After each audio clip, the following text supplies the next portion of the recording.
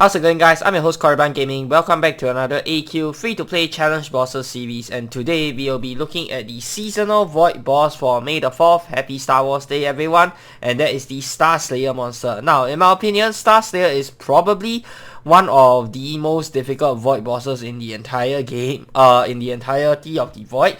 So let's look at what makes him tick. So first of all, he has extremely high MRM, 137 each. So unless you can boost your stats to a ridiculous number or have an auto hit weapon, chances are you're going to miss a lot of your hits. And even if you can boost your stats to a crazy amount, you're still going to miss quite a lot. So I highly recommend using something that is auto hit or something that doesn't require a hit check like dodge slash or like backlash to take him out. Okay, so for his resistances, you can see here that he is weakest to light at 130%. He's also quite weak to fire and water at 115%. Then the rest are either neutral or he has some resistance to them.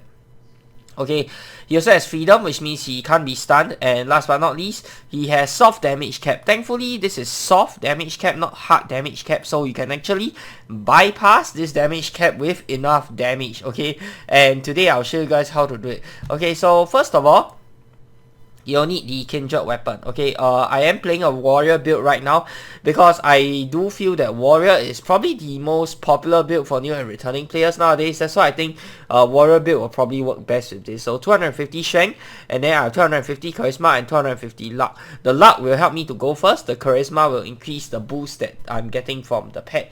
So yeah, this is how it will work out. And then for the shields, I'm running Chieftain's Iron Thorn for the 50 strength stat boost. The reason why I'm running this weapon is because you can spend 13 charges for auto hit, okay, and the auto hit is very useful here. For pets, I've chosen to go with Angra Lenom to boost the damage of my attack, so that, you know, we can take him down in as little turns as possible. But even you know, if you don't have charisma, even if you don't have Angra Lenom as the booster, you can still take this guy out, no problem. You just might need to try and survive him a few more rounds. So to start things off, I'm going to go into my energy armor here, which is H series, and coincidentally, H series also has 105 initiative bonus. So with this build and with this armor, you should almost have a guaranteed chance of going first.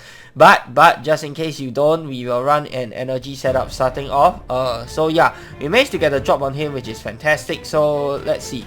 First things first, we want to go ahead and use Shadow Feeder Pendant. This is another key part of the setup. We want to try and get at least 2 turns. I think honestly you really just need 2 turns. Yeah, 2 rounds, that is more than enough, okay? And then for Kindred, okay, Kindred armor, you just need 400 charges. That takes like what, 2 minutes, 1 minute to do? Very easy. So bring out the shield. Chieftain's Iron Thorn, you can see our strength is now 300. We are boosting the strength for the damage, not so much for the accuracy, because we can make our weapon auto hit like this. Okay, so now the weapon is going to auto hit. Okay, wait, no, oops. Okay, yep, there we go. Alright, and then for shields, for items, okay, we have Minotaur's Pride to boost our strength even further, as well as our mini damage. So let's go ahead and do Kindred Strike. So this should do quite a hefty amount of damage. Okay, and now you can either play it safe by by going back into your energy armor and tanking 1 attack from him, or you can just go ahead and go for the win, which is what I'm going to do right now. Just Kindred Strike one more time. There we go. So yeah, he didn't even get a chance to act, and that is how you beat Starslayer. Super fast, super easy method. Oh my god, this video isn't even 5 minutes long. This is freaking insane, guys. Alright. So I hope you guys have found this video helpful, and since this is such a short video, let me just go through the rewards one more time on what you can get and which are the good items to pick up, because since so many people are asking for it, I figured that it would be good to include this inside the video. So first of all, Dark Invader. This is the #1 must get item from the shop. In my opinion, it is fantastic for Beastmasters. Even if you're not a Beastmaster, I'll still recommend you to get it. Okay, so it has a skill that doesn't do any damage, but it inflicts a whole bunch of different status effects all in one skill. There's like choke, blind, elebound, and some other stuff that I'm not remembering. So yeah, a whole lot of goodies inside of this. And this is also a fire and energy compression armor. So yeah, if you need one of those, then you can go ahead and pick this up.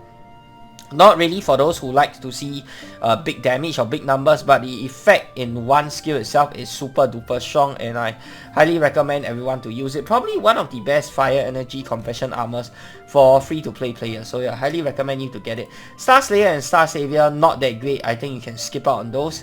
Spells, the Core Mogru spell. Okay, so I just got word. In fact, I am talking to Anim and Lawkeeper on AEO right now. I couldn't get this to work yet. For some weird reason, it could not, what do you call it? I could not get it to switch out of the energy burn attack mode. So there's supposed to be a normal ram attack and energy burn attack, as well as a mode that heals MP. I'll probably go through this again in like Thursday's video or maybe next week's video.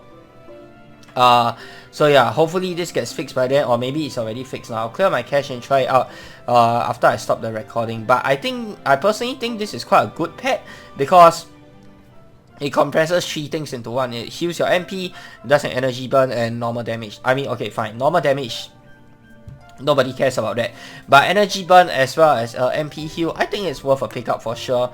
And then for pets, you also have Dark Visor as well as the Mogru pet.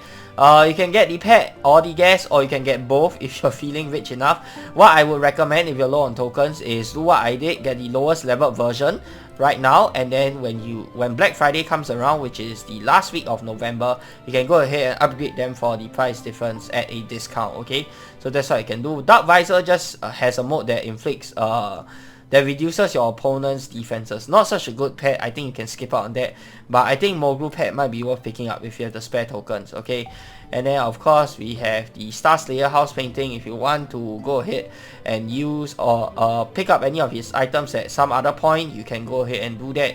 Or maybe you want to farm him, though I don't think he's that good for farming. There are better stuff they can do for farming. And the newest addition this year, which is the house guard. So yeah, this I think is a very tough boss. I think people like Gwen, Smite, maybe even Cloud will appreciate this house guard. And yeah, of course the faces, if you like them you can get them. If you don't like them you can pass out on them. They are all tokens though, so there's something to keep in mind as well. And of course something for the wheels, and of course titles if you want to show off. So that's going to do it for today's video, guys. Hope you guys have found this video helpful. If you have, be sure to give this video a thumbs up, and of course subscribe to this channel if you guys would like to see more of such future content. Till the next time, I'm your host Korriban Gaming. Peace out.